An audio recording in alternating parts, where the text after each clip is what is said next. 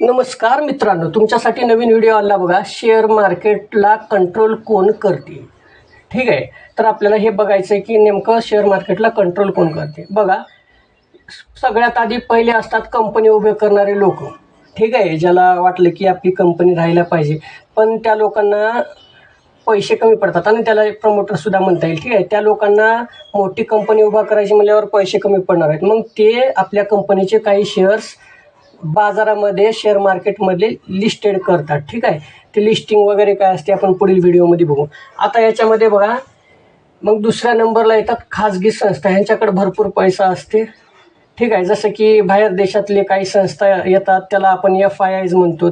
ठीक आहे, आपल्या देशातले काही संस्था असतात, जसं LIC आहे, कोणती बँक आहे. ठीक आहे, आणि असेट मॅनेजमेंटचे लोक असतात जे तुमच्याकडून पैसे घेऊन इन्व्हेस्टमेंट करतात, ह्याला आपण DIIs म्हणतो. ठीक आहे, आणि ह्याच्यामधून मग पुढं जर गेलो तर आपण काही म्युच्युअल फंड्स असतात. हे म्युच्युअल फंड्स काय असतात? मग हे म्युच्युअल फंड्स म्हणजे तुमच्याकडून पैसे घेणार आणि त्यांनी त्या शेअर्सला अभ्यास करणार आणि त्या कंपनीमध्ये ते तुमचे पैसे घालणार. त्याच्यासाठी तुमच्याकडून काही फीस वगैरे घेतल्या जाते.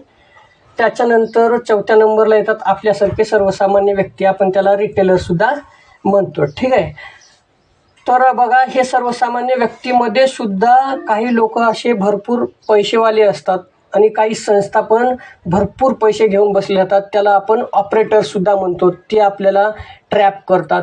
ते ऑपरेटर्स काय असतात, ते कशा पद्धतीने शेअर मार्केटला वर घेऊन जातात, खाली घेऊन जातात, ते आपण नंतर बघू. ठीक आहे, पुढील व्हिडिओजमध्ये जसं व्हिडिओ पुढे जातील तसं आपण पुढे अभ्यास करत जाऊ त्याचा.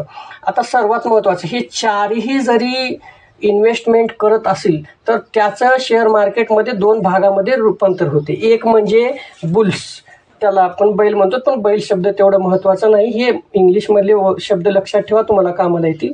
बुल्स आणि बियर्स. ठीक आहे, बुल्सचं काम काय असते? शेअर मार्केटला वर घेऊन जायचं. आणि बियर्सचं काम काय असते? शेअर मार्केटला खाली आणायचं. ठीक आहे, आणि इथं बघा, लक्षात घ्या, शेअर मार्केट म्हणल्यावर एकट्यानं शेअर विकते तर दुसऱ्यानं शेअर घेते. ज्याला वाटते या कंपनीमध्ये आता काहीच राहिलं नाही, या ग्रोथ होत नाही, या कंपनीची वाढ होत नाही, शेअर आपल्याला जास्त पैसे मिळवून देणार नाही, त्यावेळेस ते व्यक्ती काय करते? ते शेअर विकून टाकते. आणि त्याच वेळेस ज्या व्यक्तीला वाटते अजूनही चांगल्या पद्धतीने हे आपल्याला पैसे देऊ शकते हे कंपनी, ह्या कंपनीमध्ये ग्रोथ आहे, भविष्यामध्ये याला भरपूर कॉन्ट्रॅक्ट वगैरे भेटणार आहे, ते लोक काय करतात? वाटते की त्यांना आता आपल्याला हे शेअर घ्यायला पाहिजे, त्यावेळेस काही लोक ते शेअर घेतात. ठीक आहे, तर अशा पद्धतीने बुल्स आणि बिअरमध्ये हे काय असते? टसल चाललेली असते.